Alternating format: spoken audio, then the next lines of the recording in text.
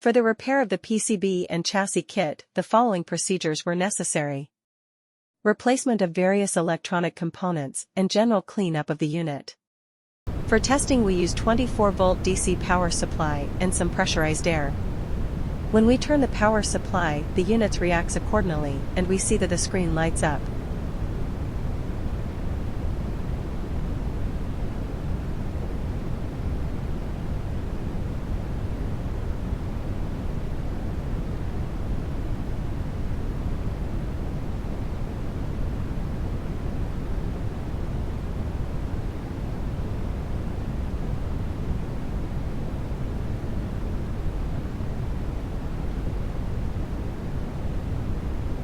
No further testing is possible due to the absence of additional units.